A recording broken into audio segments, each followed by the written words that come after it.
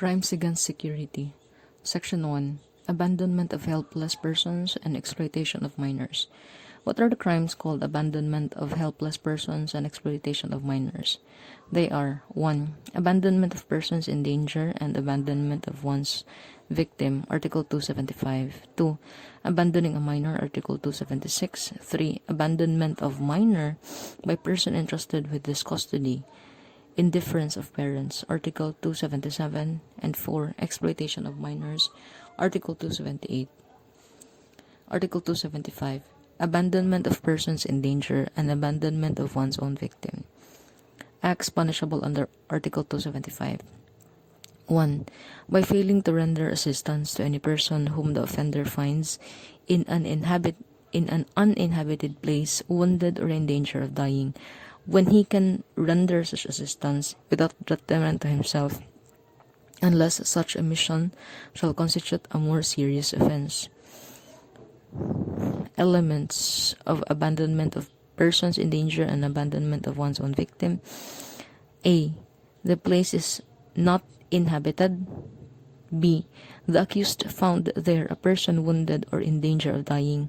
C. The accused can render assistance without detriment to himself. And D. The accused fails to render assistance. Another act punishable under 275, by failing to help or render assistance to another whom the offender has accidentally wounded or injured. And the third act punishable under 275, by failing to deliver a child under 7 years of age whom the offender has found abandoned to the authorities or to his family, or by failing to take him to a safe place. Article 276. Abandoning a minor. Elements of abandoning a minor. 1. That the offender has the custody of a child. 2. That the child is under 7 years of age. 3. That he abandons such child. 4. That he has no intent to kill the child when the latter is abandoned. What are the circumstances qualifying the offense? 1. When the death of the minor resulted from such abandonment, or 2.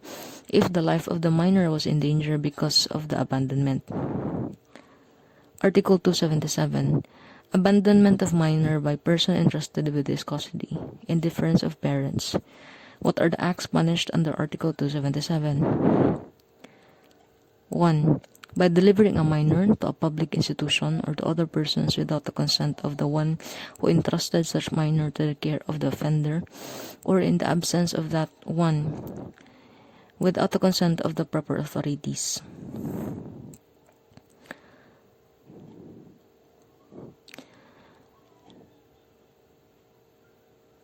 2. By neglecting his or the offender's children, by not giving them the education which their station in life requires and financial condition permits.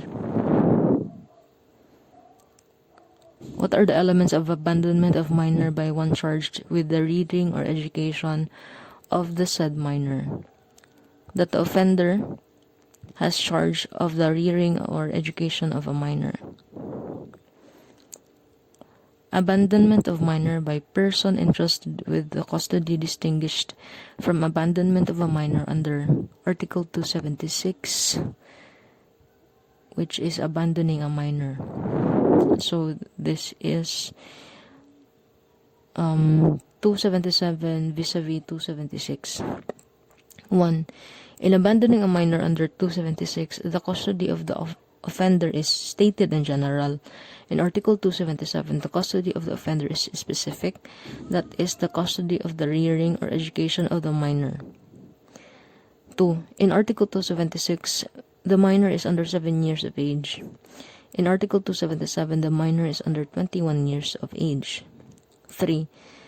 While in Article 276, the minor is abandoned in such a way as to deprive him of the care and protection that his tender years need, in Article 277, the minor is delivered to a public institution or another person.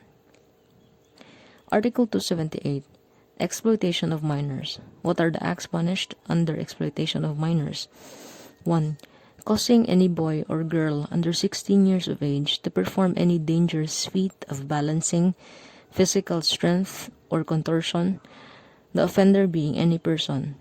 2. By employing children under 16 years of age who are not the children or descendants of the offender in exhibitions of acrobat, gymnast, rope walker, diver, or wild animal tamer, the offender being an acrobat, etc., or circus manager or person engaged in a similar calling.